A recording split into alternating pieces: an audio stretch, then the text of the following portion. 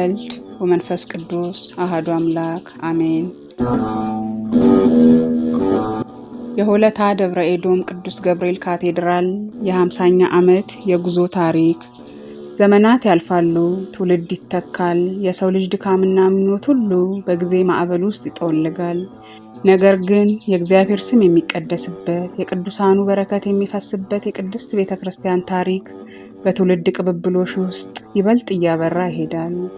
እዚህ ታሪካዊቷ የሆለታ ከተማ እምብርት ላይ ላለፉት 5 አስርት ዓመታት የመንፈሳዊ ጥም ማስታገሻ ሆኖ የቆመው የሆለታ ደብረ ኤዶም ቅዱስ ገብርኤል ካቴድራል ዛሬ የወርቅ ኢዮቤልዩ የ50ኛ ዓመት የጉዞ ማዕበሉ በምስጋና ያከብራል።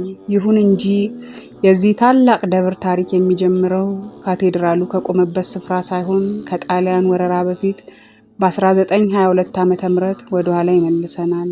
በዚያ ዘመን ወደ ደብረ ገነት ቅድስት ኪዳነ ምሕረት ቤተክርስቲያን በአለቃነት ተሹመው የመጡት አለቃ መርሻ ወልደ ማርያም የሚባሉ ታላቅ አባት የቅዱስ ገብርኤል ጽላትን አምጥተው ለደብረ ገነት ቅድስት ኪዳነ ምሕረት ቤተክርስቲያን እንደሰጡ በወቅቱ የነበሩት አባቶች በታሪክ ማህደር ይመሰክራሉ። የቅዱስ ገብርኤል ጽላት በደብረ ገነት ቅድስት ኪዳነ ምሕረት ቤተክርስቲያን በደባልነት እያለ በበቾ ወይም በሶኮኬ ዋቶ ዳለቻ የቅዱስ ሚካኤል ቤተክርስቲያን ላይ በደረሰው አስደንጋጭ የስርቆት አደጋ ምክንያት ህዝበ ክርስቲያኑ በታቦት እጦት ታላቅ ችግር ገጠማቸው። በዚያ ጊዜ ምእመኑ ወደ ደብረ ገነት ቅድስት ኪዳነ ምሕረት ቤተክርስቲያን መጥተው በደባልነት ያለውን የቅዱስ ገብርኤል ጽላት በውሰት እንዲሰጣቸው ጠየቁ። የኪዳነ ምሕረት ካህናትና ምእመናንም የህዝቡን መንፈሳዊ ችግር ተረድተው በመፍቀዳቸው በ1927 ዓመተ ምህረት ጽላቱን ወስደው ለአገልግሎት መጠቀም ጀመሩ። ከዚያ በኋላ ግን አንድ ተአምር ሆነ። የቅዱስ ሚካኤል ጽላት በመናገሻ አምባ ማርያም ገዳም ጫካ ውስጥ በተአምር ተገኘ። የገዳሙ አስተዳዳሪና ካህናትም ታቦቱን በክብር አንስተው ወደ ቤተ መቅደስ አስገቡት። ከበቾ ሶኮኬ ካህናት መጥተው ከእነርሱ የተሰረቀው የቅዱስ ሚካኤል ጽላት እንደሆነ ሲያረጋግጡ የገዳሙ አባቶች መጎናጸፊያና ልብስ ጨምረው በመስጠት ታቦተ ቅዱስ ሚካኤልን ወደ ነበረበት ስፍራ እንዲመለስ አደረጉ። ነገር ግን የቅዱስ ሚካኤልን ጽላት ከተመለሰ በኋላ የቅዱስ ገብርኤል ጽላትን በውሰት የወሰዱት ምእመናን ታቦቱን ለመመለስ ፈቃደኛ ሳይሆኑ ቀሩ። በዚያም ምክንያት በአካባቢው ላይ ከፍተኛ ድርቅ፣ ረሃብ፣ ወረርሽኝ፣ በሽታ ተከሰተ። በበሽታውም ብዙ አዛውንት አባቶችና እናቶች በመሞታቸው በህዝቡ ላይ ከፍተኛ ድንጋጤ ነገሰ። ከህዝቡም መካከል በህልማቸው ተገልጦላቸው የቅዱስ ገብርኤል ጽላትን ወደ ነበረበት ካልመለሳችሁ ችግሩ አይወገድላችሁም የሚል መልእክት በተደጋጋሚ ተገለጠላቸው። በ1951 ዓመተ ምህረትም የሀገር ሽማግሌዎች ተመካክረው ጽላቱን ለመመለስ ተስማሙ። በዚያም መሰረት ከደብረ ገነት ቅድስት ኪዳነ ምሕረት ቤተክርስቲያን በማዕተብ የተደገፈ ደብዳቤ ተሰጣቸው። መምሬ ጌታቸው ገብረ ማርያምና ዲያቆን ማዘንጊያ ይፍሩ በጥቅምት ወር 1951 ዓመተ ምህረት ሄደው ከዋቶ ዳለቻ ቅዱስ ሚካኤል ቤተክርስቲያን የቅዱስ ገብርኤል ጽላትን በክብር አምጥተው በደብረ ገነት ቅድስት ኪዳነ ምሕረት ቤተክርስቲያን በድጋሜ አስገቡት። መዝሙር 118 ከቁጥር 126 ላይ ለእግዚአብሔር የሥራ ጊዜ አለው እንደሚል የቅዱስ ገብርኤል ቤተክርስቲያን እንዲሰራ እግዚአብሔር የወደደው ሰዓት ደረሰ። የሆለታ 44 ከተማ ህዝብና የአካባቢው ህዝበ ክርስቲያን ለቀብር ቦታ የሚሆን ቤተክርስቲያን በጣም የራቃቸው በመሆኑ ለረጅም ዓመታት በከፍተኛ መከራ ውስጥ ቆይተዋል። ይህን የቀብር ቦታ ማጣት ችግር ህዝቡን ለመንፈሳዊ ተጋድሎ አስነሳቸው። በመሆኑም በታኅሳስ 25 ቀን 1968 ዓመተ ምህረት ህዝቡ በነቂስ ተሰብስቦ የመቃብርና የቤተ ክርስቲያን ቦታ እንዲኖረው ተወያየ። ይህንን ቅዱስ ተግባር የሚመሩ 9 አባላት ያለው የመጀመሪያ ኮሚቴ ተመረጠ። እነርሱም አቶ አየለ አላዩ የኮሚቴው ሊቀመንበር፣ አቶ አበበ ፈይሳ የኮሚቴው ጸሐፊ፣ አቶ ወልደ ሰንበት ደስታ፣ አቶ ከበደ በዳዳ፣ አቶ አለቃ ኪዳኔ፣ አቶ ክፍሌ ፈለቀ፣ አቶ በየነ ዋልተ ንጉስ፣ አቶ በቀለ ንጋቱና አቶ በቀለ በሼ ናቸው። እነዚህ የተመረጡ ኮሚቴዎች ጥር 23 ቀን 1968 ዓመተ ምህረት የህዝብ ፍርሚያ በማሰባሰብ ለወረዳው አስተዳደር ጽሕፈት ቤት አመለከቱ። የወረዳው አስተዳደርም የህዝቡን እውነተኛ መንፈሳዊ ጥያቄ ተቀብሎ የ44 ከተማና የአካባቢውን 4 የቀበሌ ገበሬ ማህበራት ሰብስቦ በማወያየት በስብሰባ ካጸደቀ በኋላ 30 ሄክታር መሬት ለቤተ ክርስቲያኑ ተፈቀደ።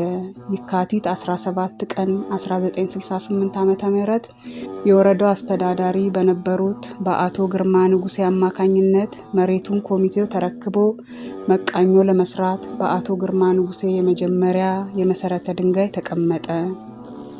የ44 ከተማ ህዝብ በቀብር ቦታ ማጣት ምክንያት ያሳለፈው መራር ችግርና ለቤተ ክርስቲያኑ መመስረት ትልቅ ምክንያት ምን እንደነበረ የጠየቅናቸው አባት እንዲህ ሲሉ ያስረዳሉ። ከዚህ መድኃኔዓለም ነበር ህዝቡ ለቀብር ያው በሰንበትም ለአገልግሎቱም ሄደው ከዚህ መድኃኔዓለም ነው። ስለዚህ ያ በጣም ስለራቀ ለዛ ነው እዚህ በቅርብ እንድመሰረት መሬቱን የሰጡንና ትልቅ አስተዋጽኦ ያደረጉትንም ሰዎች ስም ዝርዝር እንደዚህ ሲሉ ያስቀምጣሉ።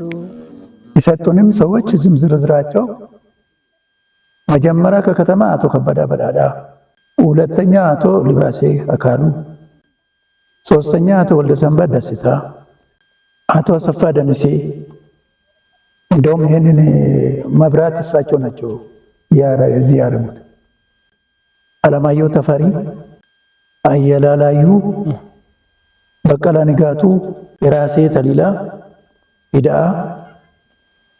እመኙሻል በየና ሴት ናቸው። እንደውም በወገባቸው ተሸክሞ ይሄንን ቤተክርስቲያኑን ጭቃ ይለጠፉ። አቶ ለገሰ ሙሉሻ እንደውም እነሱም ከዚህ ከከተማ ናቸው ከዚህ ቦታ የተረከቡ። አቶ መገርሳ ዋቄኔ ባለቤታቸውም ራሳቸውም ይሄንን ቤተክርስቲያን ውሃቸው ተቀርቶ የዚህ ቤተክርስቲያን የመሰረቱ። አማላው ብር ተገለ ጊዮርጊስ የዚህ ደብሩ ከነኢታቸው ይሄንን ቤት የሰሩ። ንጋታ ተገለ ጊዮርጊስ ኢታቸው አብሮ የሰሩ። አቶ አለሙ ገላሼ ሊቀወንበር ይሄንን ቦታ የሰጡን ሊቀወንበር ናቸው። የዚህ ገልገልና ቆሬና በከካና ቆሬ ወዶ ተስፋዬ ደጉ የራሳቸው ይሄንን ቤተክርስቲያን ቦታውን የመሰረቱ። ጉርሜሳ ፈይሳ ራሳቸው ይሄን ቦታ የሰጡን ከገብሬ ማህበር። ጉተማ በየና ይሄንን ቦታ የሰጡን ከራሳቸው ከዚህ ከገበሬ ማህበር። እሼቴ ናዶ የራሳቸው ከገበሬ ማህበር የሚሰጡን። ወርቁ አየላ የራሳቸው ከገበሬ ማህበር የሰጡን። ጫላ ጉቼ የራሳቸው ከዚህ ከገበሬ ማህበር የሰጡን። አለቃ ማን ነው? አምሳ አለቃ አለሙ ሸንዳል የዚህ ከተማው ራሱ ቤተክርስቲያን የሰጡ። ጨርቆች ሳንኩት የዚህ ቤተክርስቲያን የሰሩ። ታምራት መደምደማ ይህንን ቤተክርስቲያን የራሳቸው ይህንን ጨርቆስ ቤት የሰሩ። ሙደታ ዘለቃ የራሱ የከተማ ከዚህ ቤተክርስቲያን ተባባሪ የነበሩ። ጉርዴ ወልደ ሚካኤል ስልከኛ የራሱ ቤተክርስቲያን የሰሩ። አበባ ፈይሳ ይህንን ቤተክርስቲያን የመሰረቱ። ከተማው አባቶች ነበሩ። እነሱና እዚሁ ጋሌ ያሉት የነዋሪዎች ባለይዞታዎች መሬት እነሱ ናቸው የሰጡት። መሬቱን እንደተረከቡ በዚያው በየካቲት ወር በ1968 ዓመተ ምህረት ህዝቡ በታላቅ ቅናት ተነሳስቶ በአጭር ጊዜ ውስጥ የመጀመሪያውን የመጠለያ ወይም የመቃኞ ግንባታ አጠናቀቀ።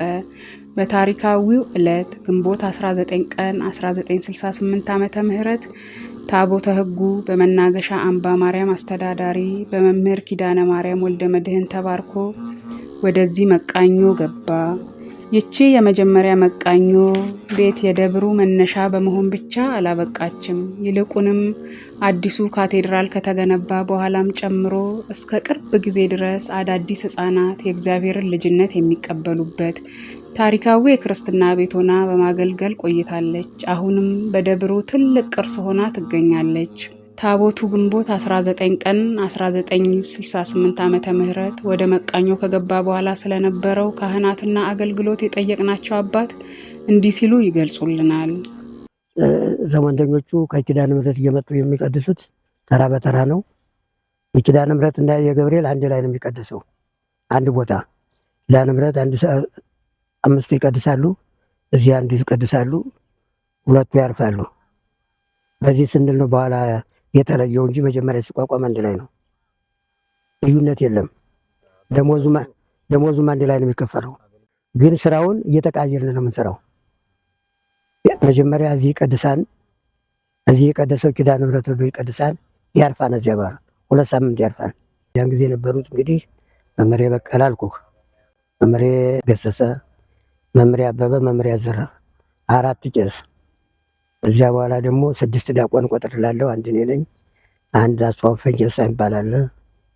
አንድ በየነ ፈንጀሳ፣ ተሾመ ክፍሌ፣ አንቺ ውጡ ሰሎሞን አባቱን ሰው ባላውቀው የመምሬ ጌታቸው ልጅ ማነው አምዴ ጌታቸው የሚባል አለ። እንደዚህ ነው የተመደበን። ወደዚህ ይመጣል።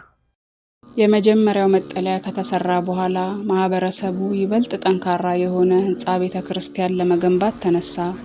በሰኔ ወር በ1968 ዓመተ ምህረት ግንባታው ተጀመረ።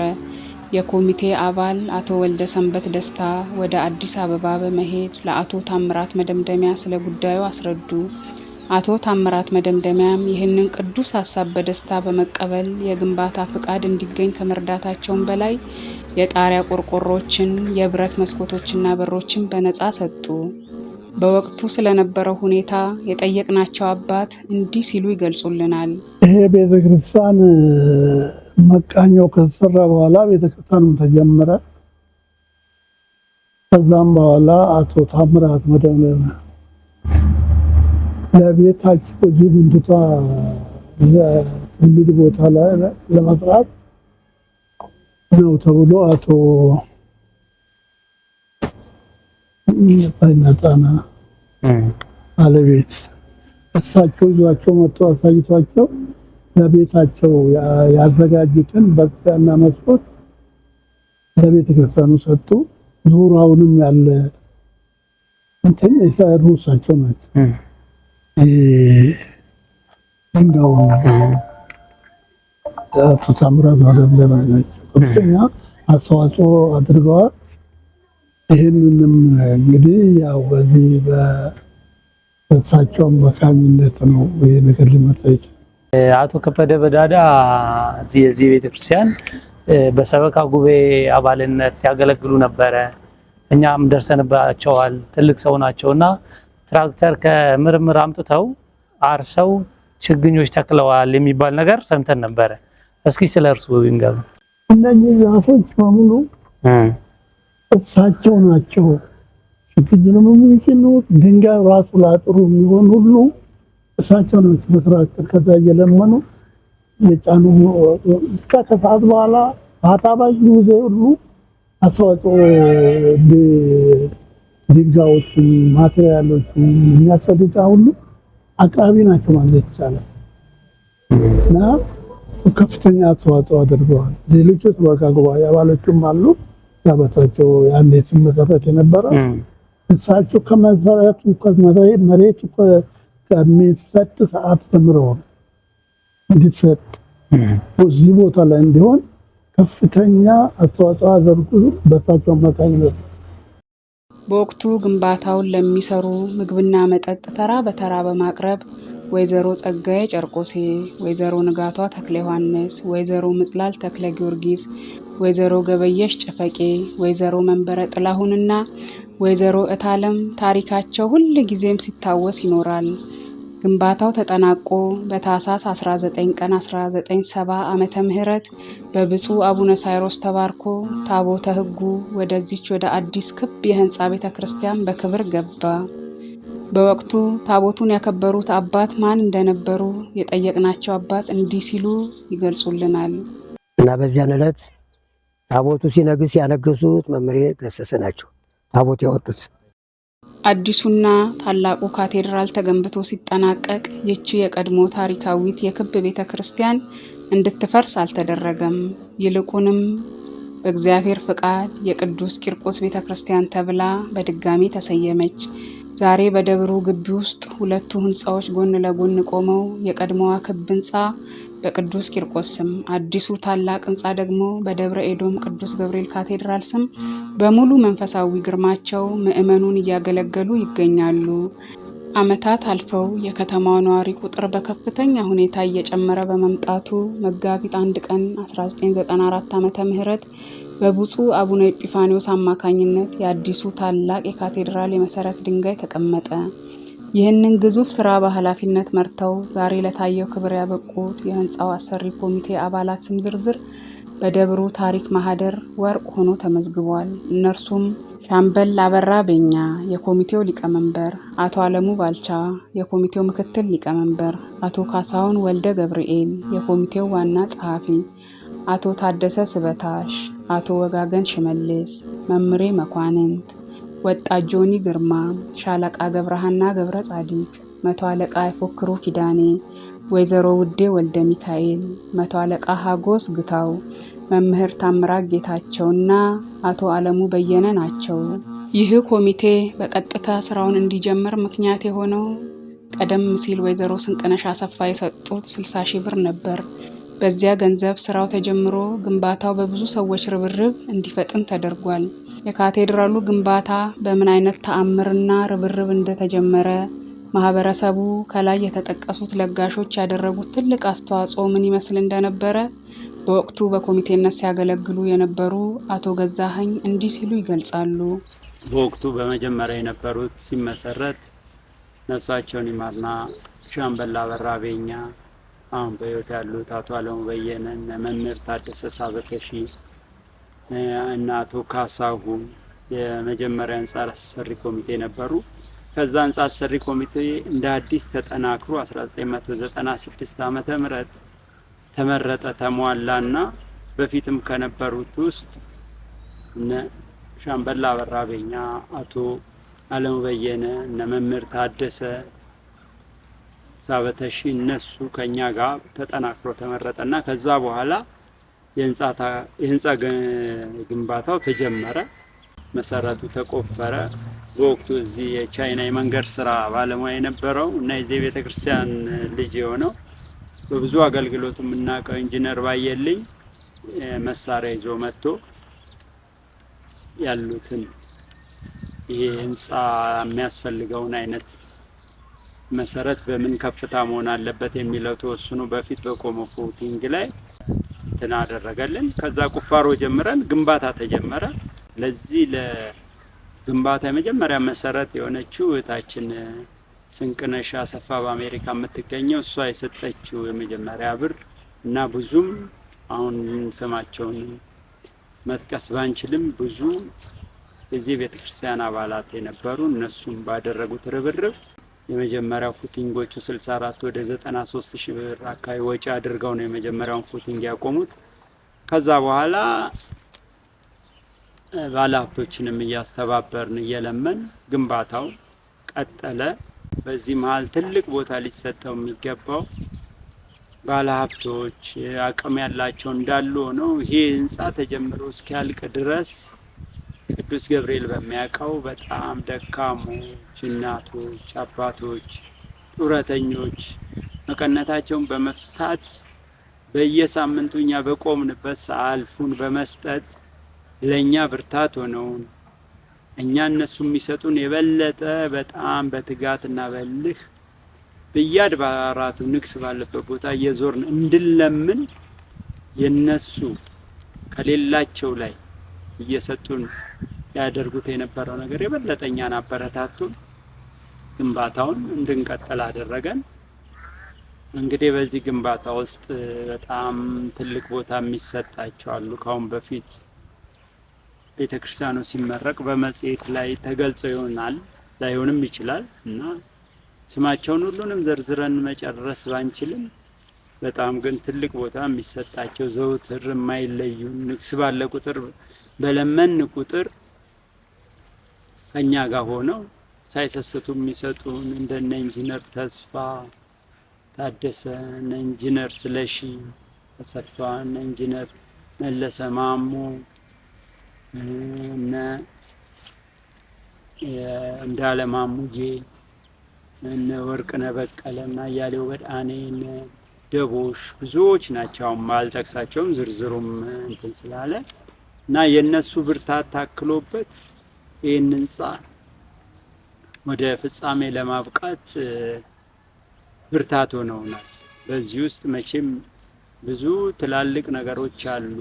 በዚህ ግንባታ ውስጥ በጣም ቦታ ሊሰጣቸው የሚገባ የመጀመሪያ ታላቁ አባታችን የጸሎት አባት መምህር ተክለ ማርቆስ መሰረቱ ሲጣል እኛ ኦዲት እንድንሰራ ተጠየቅነው። 94 እስከ 96 ባለው የገቢ ደረሰኝ ሞዴል 30 ላይ ራሱ የመጀመሪያው ስማቸው ያረፈው መምህር ተክለ ማርቆስ ናቸው።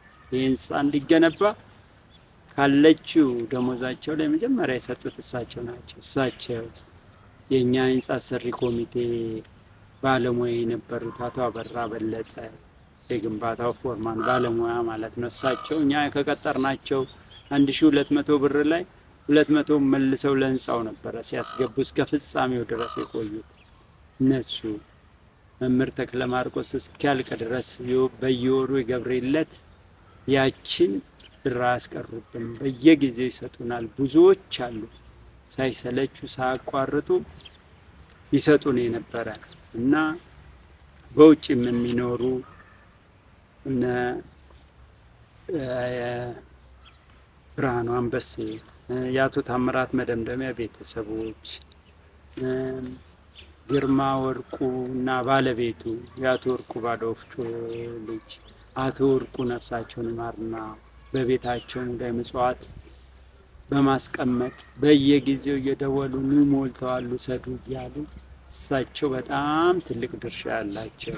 በተለይ 2008 ዓመተ ምህረት እንዲመረቅ ካስቻሉ የተወሰኑ ግለሰቦች መካከል ይህንን ስል ምን ለማለት ነው፣ በእኛ ልመና ሂደት ወይም ደግሞ በምናገኘው አመታዊ ገቢ ቢታሰብ በዛ ደረጃ ወደ ፍጻሜ ማድረስ የምንችለው 2010 እና ከዛ በኋላ ነበረ። ነገር ግን 2008 ላይ ብዙ ርብርብ በማድረግ ለምሳሌ በዛ ወቅት ትልቅ የሚባለው መንበር ዋጋው ወደ 160 ሺህ ብር ነው። 2008 2007 መጨረሻ ላይ እሱን አሰርታ በመስጠት እህታችን ዘውድነሽ፣ አቶ ተስፋ ታደሰ፣ ኢንጂነር ተስፋ ታደሰ የሙሉ የቤተ ክርስቲያኑ መብራቶች፣ ኮርኒስ፣ የበረንዳውን ወለል ቺፕሱን፣ እንደገና ደግሞ ህንፃው ተጀምሮ እስከ ፍጻሜ በቁጥር ለመገመት ቢቻል በትንሹ 20 መኪና እና ከዛ በላይ አሸዋ ራሱን ስሙን ሳይገልጽ በድብቅ ሲሰጠን ኖሮ መጨረሻ ላይ 2008 ዓ.ም ሊመረቅ የቻለው እነዚህ መጨረሻ ላይ የተሟሉት እነዚህ መብራቶቹ፣ ኮርኒሱ፣ የበረንዳ ወለሉ፣ መንበሩ፣ እነዚህ አልሙኒየም መስኮቶቹ ይሄ ሁሉ አንደኛ ቀደም እንደገለጽኩት በታችን በዘውድነሽ ወርቁ፣ ሁለተኛ በተስፋ ታደሰ አሁን የ430 ሺህ ብር በላይ ነው መብራት አምፖሎቹ ብቻ ከነሽቦ። ኮርኒሱ ከ150 ሺህ ብር በላይ ነው በዛ ወቅት የተሰራ። የበረንዳ ወለል 135 ሺህ፣ አሸዋው ከ20 መኪና በላይ ግንባታው ተጀምሮ እስከ መጨረሻው እንትን ሲለና ከ20 መኪና በላይ በትንሹ። ኢንጂነር መለሰ ማሞን ብንወስድ 4 የአልሙኒየም መስኮቶች በግምት ወደ 70 ሺህ ይሆናሉ አራቱ በዛ ወቅት በነበረው ዋጋ። አሁን ቢታሰብ በጣም ብዙ ብር ነው። የበረንዳ መደገፊያ የምናየው ሃንድሪሉን 96 ሺህ ብር በላይ በማውጣት በቤተ ክርስቲያን ውስጥ ያለው ግድግዳው ላይ ያለው ፓርኬ እንጨቱ፣ ጣውላው እሱ ራሱ ከ87 ሺህ ብር በላይ የኤሌክትሪክ መስመሮች ዝርጋታውን የእጁን የከፈለው ኤሌክትሪክ አምፖሎቹና ሽቦውን ኢንጂነር ተስፋ ቢችልም ኢንጂነር መለሰ ደግሞ የእጁን ዋጋ እሱ ነው የቻለው። ምንጣፉ የተሟላው በእህታችን በስምረት ንጉሴ። አሁን እነዚህ ልጆች እነዚህ መጨረሻ ላይ የከፈሉት መስዋዕትና እነሱ ያወጡት ወጪ እኛ ባለን አመታዊ የገቢ ማሰባሰብ ሂደት ቢሆን ፍጻሜው 2008 አይሆንም ነበር።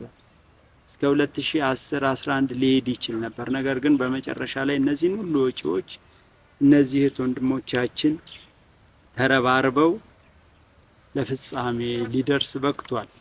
ይህንን ጉልላቱን የሰራው ድርጅት ሴትስ ጀነራል ትሬዲንግ ይባላል። እንደ ኢትዮጵያ ብቸኛ የቤተ ክርስቲያን ጉልላትን ባለው ወጥ ማሽን ሳይቆርጥ ምንም ሳያደርግ በማሽን ራሱ አጥፎ ራሱ በዲዛይኑ መሰረት ማስቀመጥ ያለምንም ሪስክ ማስቀመጥ የሚችል አንድ ድርጅት እንደውም እዛው ድርጅቱ ያለበት አካባቢ ሳሊተ ምሕረት ኪዳነ ምሕረት ቤተክርስቲያን ያንን የሚያክል ዶም የሰራው ሴትስ ጀነራል ትሬዲንግ ነው። እሱ ያለውን ይህንን የቤተክርስቲያኑን ዶም በተመጣጠነ ዋጋ ከመስራትም በላይ ባለሙያ ልኮ ራሱ በማስገጠም እንደገና ከጉልላቱ በታች ያሉት 8ቱን መስኮቶች በአልሙኒየም በስጦታ ሰርቶ ባለሙያ ልኮ በማስገጠም በዛ ወቅት እንግዲህ ወደ 90 ሺህ ብር ነው 8ቱ መስኮቶች። በአሁኑ ወቅት አንዷ ከ50 ሺህ ብር በላይ ትሆናለች። ለዛውም አልሙኒየም በአልሙኒየም ነው። ይሄ ትልቅ ቦታ የሚሰጠው ይህ ቤተሰብ በጣም ክርስቲያናዊ የሆኑ ለቤተ ክርስቲያን ቅርብ የሆኑ ብዙ ቤተ ክርስቲያኖችን በአቅማቸው በሙያቸው በገንዘባቸው የሚረዱ እና ሊመሰገኑ የሚገባ በዚህ በደብረኤዶም ቅዱስ ገብርኤል አዲሱ ካቴድራል ላይ ሴትስ ጀነራል ትሬዲንግ አኮሚክስ እዛ ባለቤትና ቤተሰቡ እጅግ በጣም ክብር ምስጋና ይገባቸዋል። ከደብረ ድራስ ቅዱስ ገብርኤል ቤተክርስቲያን እየተመላለሰ በሙያው ያግዘን እዛ ያለ ኢንጂነር ሀብታሙ የሚባል እየተመላለሰ እዚህ ይሄንን ህንጻ ከአቶ አበራ ጋር በመሆን ለሳቸው ምክር በመስጠት ቤተክርስቲያኑ የደብረ ድራስ ቅዱስ ገብርኤልና ይሄ ቅዱስ ጊዮርጊስና ይሄኛው ቅዱስ ገብርኤል አንድ አይነት ዲዛይን እና እነሱ ቀድመውን ጨርሰው ስለነበሩ እነሱን መሰረት እያደረግን ነው። እነሱን ባለሙያ እየጠየቅን ነው። እሱም እዚህ እየተመላለሰ በጣም ብዙ ነገር በማድረግ ከፍተኛ እገዛና እርዳታ አድርጎልናል። በዚህ ህንጻ ላይ ሊመሰገን ይገባዋል። ኢንጂነር ባየልኝ ዘውዴ ህንጻውን መሰረት ስራ በመቀየስና ለመጠቅጠቂያ የሚሆን ይሄ መሰረት ከ113 መኪና በላይ ሰሌክት ማቴሪያል ቀይ አፈርና ኮረት ውስጥ የተጠቀጠቀበት ነው። እንዲህ ሲታይ ቀላል ይመስላል። እሱን እግዚአብሔር ፈቃዱ ሆኖ የቻይና መንገድ ስራ ጋር ስለተገጣጠመ የዚህ ህንጻ ስራ ግንባታ ማቴሪያሉን ለማግኘት ትንሽ ቢያዳግተንም ግን በተሻለ ለማግኘት ችለን ይህም ማቴሪያል ደግሞ ጠቅጥቆ ለመስራት ትልቅ እገዛ የሆነን የኢንጂነር ባየልኝ ዘውዴ የዚህ ቤተክርስቲያን ልጅ መኖሩ ነው። እሱም የቻይና መጠቅጠቂያ ማሽኗን ከዛ በማበደር በመስጠት እኛ ነዳጅ ሞልተን በስነ ስርዓት ውስጡ በደንብ ተጠቅጥቆ እንዲሞላ እና መሰረት ላይ ነው ትልቁ የህንጻ ዋናው እንትኑ እሱን ለማድረግ ችለናል። አቶ ለማ ወርቁ በግም ይነግዱት እሳቸውም በወቅቱ በነበረን ችግር ትልቅ ቦታ የሚሰጣቸው የነበራቸውን አይሱዙ እኛ ከአዲስ አበባ ዕቃ ባመላለስን ቁጥር በፈለጋችሁ ጊዜ ተጠቀሙ ብለው የእሳቸውን መኪና ተጠቅመናል።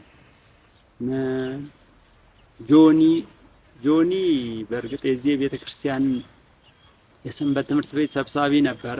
ከዛ በህንጻ አሰሪ ኮሚቴ ደግሞ የህንጻ አሰሪ ኮሚቴ ቁጥጥር ሰብሳቢ ነበር እና እሱም የሚሰራበት ንብርባታ መስሪያ ቤት ኮምፒውተር ሁሉ የገብርኤል ኮምፒውተር እስኪባል ድረስ የህንጻ አሰሪ ኮሚቴ ማንኛውም ማዘዣ ደብዳቤዎች፣ ፋይሎችን የሚያስፈልጉትን ነገር ከዛ እየሰራ እያመጣ አስፈላጊ የሆኑ ዶክመንቶችን እዛ እያደረገ ከማህበረ ቅዱሳን ጋር የሚኖረን ግንኙነት በጣም የተቀራረበ እንዲሆን ትልቅ ነገር ያደረገልን። በእርግጥ ከዛ በኋላ ህንጻው ሳያልቅ ነው ተቀይሮ ከዚህ ሄደው በስራ ምክንያት ትልቅ ቦታ የሚሰጠው ልጅ ነው። እዚህ ቤተክርስቲያን ወደ ጣሪያ ስንደርስ የጣሪያው ከንች ብረት ገዝተን ለመስራት በነበረው እንትን የቤተክርስቲያን ልጆች እንደ እግዚአብሔር ፍቃድ ገብርኤልም ብዙ ልጆች አሉትና እነ ውብሸት ይትባረክ፣ ታምሩ ለገሰ፣ ዮሐንስ ተፈሪ ቹቹ፣ ደረጀ ባሪያው የሚሉት በዚህ በብየዳ ሙያ በጣም የታወቁ ልጆች አራቱም የዚህ ቤተክርስቲያን ልጅ በመሆናቸው እነሱን ጠርተን እነሱ የራሳቸውን ማሽን ይዘው መጥተው በጣም ብዙ ወጪ ሊያድን በሚችልና በጣም በተሳካ መልኩ የከንቹ ብየዳ ተካሂዶ ለጣሪያው ምቹ አድርገው ይህን ነገር በነፃ አገልግሎት ያገለገሉን ወንድሞች ናቸው። የቡሊ መምህር ኢንጂነር አራጋው ነባሪያውን በማህበረ ቅዱሳን የዚህ ማዕከል አባል ይመስለኛል። እነሱ የቴክኒክ ባለሙያ አማካሪ ሆነው ከኛ ጋር ሰርተዋል እና በጣም ምስጋና ይገባቸዋል። የማህበረ ቅዱሳን አባል የሆነ ወጣት ኃይለ ማርያም የሚሉት በቤተ ክርስቲያን ስዕላት ዙሪያ መጽሐፍ ጽፏል እና እሱም የቤተ ክርስቲያን ስዕልን ለማሳል የግዴታ አስፈላጊ ሆኑ በቂ መረጃዎች ስለሚያስፈልጉን ቀጥታ እንደሌላ ጊዜ እንደምናደርገው የቤተ ክርስቲያንን ጉዳይ የሚመለከታቸውና በዚህ ጉዳይ ላይ ጠለቅ ያለ ምርምር ወዳደረጉት ባለሙያዎች ወደ ተሰባሰቡበት ወደ ማህበረ ቅዱሳን ነው። እዛም እንደሄድን ክፍሉ የራሱ ክፍል ስላለው ወደሚመለከተው ክፍል መራን። እዛ ወጣት ኃይለ ማርያምን አገኘን። እሱ እዛ ካስረዳን ስለ ቤተ ክርስቲያን ስዕል አሳሳል ስለ እያንዳንዷ ጥልቅ ነገር ካስተማረን በላይ እዚህ መጥቶ በፕሮጀክተር በታገዘ የህንጻ አሰሪ ኮሚቴን ሰብስቦ የትኛው የቤተ ክርስቲያን አሳሳል የትኛው የኦርቶዶክስ ነው፣ በምን መልኩ ማሳል እንዳለብን እያንዳንዱን ነገር በጥሩ ሁኔታ አስተምሮን ለኛም ትልቅ እውቀት ሆኖን በጣም ይረዳል ልጅ ነው። እሱን በዚህ ውስጥ ሊመሰገን ይገባል። በእርግጥ አሁን እዚህ ከሌ ማለት የቻልኩት ማስታወስ የቻልኩትን ብቻ ነው። እጅግ በጣም ብዙ የሆኑ እግዚአብሔር ለራሱ ስራ ያዘጋጃቸው በተለያየ በአቅማቸው፣ በገንዘባቸው፣ በሙያቸው፣ በትዕግስታቸው፣ በልምዳቸው በጣም ብዙ በዚህ ህንጻ ስራ ላይ ትልቅ አሻራ ያላቸው ገብርኤል የሚያውቃቸው መድኃኔዓለም ለቤቱ ያስቀመጣቸው አሉ። እነሱ እቺም እኛን ምስጋናም ብዙም አይጠብቁምና ህንጻው ግንባታ ተጠናቆ ካቴድራሉ ግንቦት 28 2008 ዓመተ ምህረት በብፁዓን አባቶች ተባርኮ በታላቅ ድምቀት ተከበረ። ዛሬ የሆለታ ደብረ ኤዶም ቅዱስ ገብርኤል ካቴድራልና የቅዱስ ቂርቆስ ቤተክርስቲያን ጎን ለጎን ሆነው በአንድ ግቢ ውስጥ በታላቅ መንፈሳዊ አገልግሎት ላይ ይገኛሉ። የወርቅ ኢዮቤልዩ በዓሉን ደግሞ ያለፈውን እያመሰገንን አሁን ያለውን የልማት ስራ አይተን ለቀጣዩ ትውልድ የምናስረክብበት ታላቅ ታሪካዊ ምዕራፍ ነው። የዚህ ታላቅ ደብር 50 ዓመት ጉዞ ዛሬ ለደረሰበት ክብር መሰረት የሆኑትና በተለይም ታቦተ ሕጉ በቆርቆሮ መጠለያ በነበረበት ዘመን ጀምሮ በታማኝነትና በደመቀ መንፈሳዊ አገልግሎት ደብሩን አገልግለው አሁን በሕይወት የሌሉ ነገር ግን ታሪክ ሁል ጊዜም በክብር የሚዘክራቸው ቅዱሳን አባቶቻችን በደብሩ ታሪክ ውስጥ ሕያው ናቸው። እነርሱም መምህር ከበደ ወልደ አረጋይ የሆለታ ከተማ አራቱም አድባራት አጋፋሪ በመሆን ለረጅም ዓመታት በታማኝነትና በቅንነት ያገለገሉ ታላቅ አባት፣ መምህር በቀለ ኃይለ ሥላሴ የቅዱስ ገብርኤል ታቦት ወደ ተሰራለት መቃኞ ሲመጣ ከታቦቱ ጋር አብረው የመጡ በደብሩም በአስተዳዳሪነትና በቅስና አገልግሎት ያገለገሉ ታላቅ አባት፣ መምህር አበበ ወልደ ማርያም ከታቦቱ ጋር በቅድምና የመጡ የመቅደሱን መንፈሳዊ አገልግሎት ቀዳሽ ሆነው ለረጅም ዓመታት ያደመቁ አባት፣ መሪጌታ ፍሬው አያሌው በምስጋና በመሐሌትና በቅኔ አገልግሎት ለረጅም ዘመናት የደብሩን መንፈሳዊ ሐሴት ያደመቁ ታላቅ ሊቅ፣ መምህር ኃይለ ማርያም አከለ የደብሩ ታማኝ ቀዳሽ በመሆን እድሜያቸውን ሙሉ ለመቅደሱ አገልግሎት የሰጡ አንጋፋ አባት፣ ሊቀ አበው አገኘው ሙጬ ለረጅም ዓመታት በቅዳሴ አገልግሎት መቅደሱን ያገለገሉ ታላቅ አባት፣ ከቅርብ ጊዜ ወዲያ ደግሞ በአውደ ምሕረቱ ላይ ለሚከናወኑ ማንኛውም መንፈሳዊ መርሃ ግብሮች በጸሎት በመክፈትና በመዝጋት የአውደ ምሕረቱ እውነተኛ ድምቀትና ግርማ በመሆን ለረጅም ዘመናት ያገለገሉ በቅርቡ ከኛ የተለዩን ታላቅ አባት ናቸው። ዲያቆን ተስፉ ለገሰ ከተወለደበትና ራሱን ካወቀበት ጊዜ ጀምሮ በዚህ ቅዱስ ደብር አጥር ውስጥ ያደገ እድሜውንና ወጣትነቱን ሙሉ ለዚህ ደብር የድቁና አገልግሎት በታማኝነትና በቅንነት የሰጠ በቅርቡ በሞት ከዚህ ዓለም የተለየ ታማኝና ውድ የመቅደስ አገልጋይ ወንድማችን ነው። እነዚህ አባቶች ዛሬ በሕይወት ባይኖሩም የዘሩት መንፈሳዊ ፍሬና የድካማቸው ታሪክ ዛሬም በደብረ ኤዶም ቅዱስ ገብርኤል ሕያው ሆኖ ይኖራል። በመጨረሻም አሁን በደብሩ የተሰሩትንና እየተሰሩ ያሉትን የልማት ስራዎች የደብሩ አስተዳዳሪ እንደዚህ አብራሩልናል። የካቴድራላችንን ታሪክ እንደሰማችሁት ነው። እኔ ከመጣው ጊዜ ጀምሮ ግን አጠቃላይ ልማቱን በተመለከተ የተወሰነው ነገር ማለት ፈልጋለሁኝ። የመጀመሪያው እንግዲህ ከዛ ታች ላይ በማዶ መሬት ላይ የመናፈሻን ቦታ በጥሩ ሁኔታ ለህዝብ መዝናኛ የሚሆን ሰርቶ እነሆ በዚህ ሰዓት አገልግሎት እየሰጠ ይገኛል። ሌላኛው ያው እኔ ከመጣሁ በኋላ እዚህ ትልቅ አዳራሽ አለ። ከ500 ሰው በላይ ሊይዝ የሚችል ለሰርግ የሚሆን እሱም አሁን ወደ መጠቃለሉ ነው ወይም ደግሞ ወደ መጨረሻው እየደረሰ ይገኛል። ነገር ግን ይሄ ቦታ ከተመሰረተ ጊዜ ጀምሮ እንደው ቋሚ የሆነ ቦታ የክርስትና ቤት ባለመኖሩ ምክንያት ትልቅ ዘመናዊ ክርስትና ቤትን በወንድማችን በአቶ አዳሙ በኩል ተሰርቶ በዚህ ሰዓት አገልግሎት እየሰጠ ይገኛል። እጅግ በጣም የምናመሰግናቸው ናቸው። በሁለተኛ ደረጃ ጥምቀት ቤቱ ነው ወይም ጸበል ቦታው በዛ በኩል ከቤተ ክርስቲያኑ በስተቀኝ በኩል ትልቅ 10 እንዲሁም ደግሞ ከዛም በኋላ 10 ብቻም ሳይሆን ሁለት ቦታ ብዙ ሰዎች የሚጠመቁበት፣ ሌሎች ቦታዎች ደግሞ 8ቱ ደግሞ ለየግል ገብቶ የሚጠመቁበት ዘመናዊና እጅግ ያማረ ጸበል ቤት ተሰርቶ እነሆ አገልግሎት እየሰጠ ይገኛል። ሌላኛው እንግዲህ በዚህ በስተጀርባዬ ላይ የምትመለከቱት በካህናት ትብብር ትልቅ ደጀ ሰላም ተሰርቶ እሱም እነሆ በዚህ ሰዓት አገልግሎት እየሰጠ ይገኛል። ሌላኛው እንግዲህ እዛው ጸበል ቦታ አካባቢ ገርል ቤት ተሰርቷል። በዚህ ቦታ ላይ እንደሚታወቀው የቅዱስ ቂርቆስ ገርል አለ።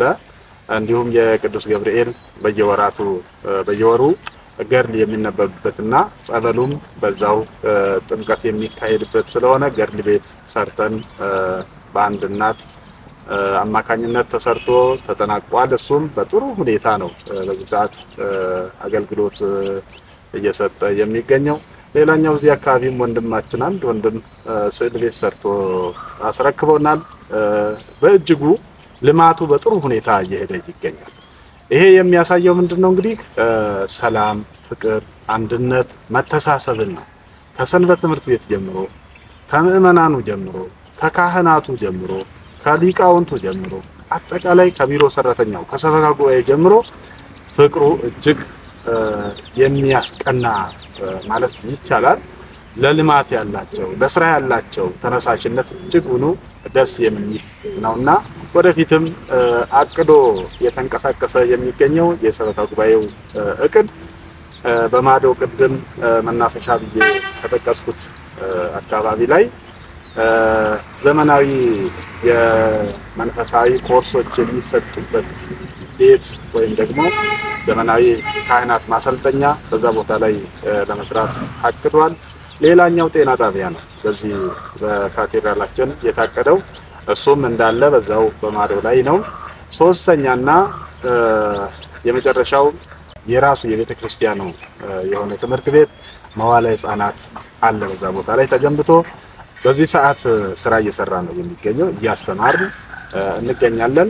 እንዳውም ካቴድራላችን በዚህ በሚያስተምረው የመዋዕለ ሕፃናት ውስጥ ከ15 በላይ በጎ ስራ ወይም ደግሞ ከ15 ህፃናት በላይ በነፃ እያገለገለ ወይም ደግሞ እያስተማረ ነው የሚገኘው። እሱን ለማሳደግ እንግዲህ እዛው ላይ መሰናዶውን ለማስቀጠል እቅዱ የሰበካ ጉባኤ በዚህ አይነት መልኩ ነው እየቀጠለ ያለው። ስለዚህ ይሄንኑ ሁላችሁም የእርዳታ እጃችሁን እንድትዘረጉልን በቅድስት ቤተክርስቲያናችን ጥሪያችንን እናስተላልፋለን። ከ5 አስርተ ዓመታት በፊት ከአንድ ትንሽ የቆርቆሮ ማደሪያ የጸሎት ቤት ተነስቶ ዛሬ በሆለታ ምድር ላይ የታላቅነትና የመንፈሳዊነት ሕያው ተምሳሌት ሆኖ የቆመው የሆለታ ደብረ ኤዶም ቅዱስ ገብርኤል ካቴድራል የ50ኛ ዓመት የጽናትና የበረከት ታላቅ ምስክር ነው። ይህን የወርቃማ ጉዞ የትናንት ቅዱሳን አባቶችና እናቶች ደምና አጥንት የእነ አቶ አየለ አላዩ፣ የእነ አቶ አበበ ፈይሳ፣ የእነ ሻምበል አበራ ቤኛና በሺዎች የሚቆጠሩ ስማቸው በሰማያዊ መዝገብ የተጻፈ ምዕመናን ድካምና ውጤት ነው። ዛሬ 50ኛ ዓመት ወርቃማ የምስረታ በዓሉን የወርቅ ኢዮቤልዩን ሲያከብር ታሪኩን እያደሰ የወደፊት መንፈሳዊና ማህበራዊ ራዕዩን እያሰፋ ለቀጣዩ ትውልድ የእምነት የፍቅርና የተስፋ መቅደስ ሆኖ ለዘላለም ይኖራል። እኛም ይህንን ታሪክ ስናሰናዳ የ50 ዓመታቱን የበረከት ጉዞ ከብዙ በጥቂቱ ልናስቃኛችሁ ወደድን እንጂ ሙሉ ይህ ብቻ ነው ማለታችን አይደለም። በቀጣይ ሙሉ ታሪኩን በወቅቱ ከነበሩ ሰዎች ጋር አሰናድተን ወደ እናንተ የምናደርስ ይሆናል። የገናናው መልአክ የቅዱስ ገብርኤል ጥበቃና አማላጅነት የቅዱስ ቂርቆስ ረድኤትና በረከት ከሁላችንም ጋር ይሁን ለዘላለሙ አሜን። መልካም 50ኛ ዓመት የወርቅ ኢዮቤልዩ ክብረ በዓል ይሁንላችሁ። ወስብሐት ለእግዚአብሔር።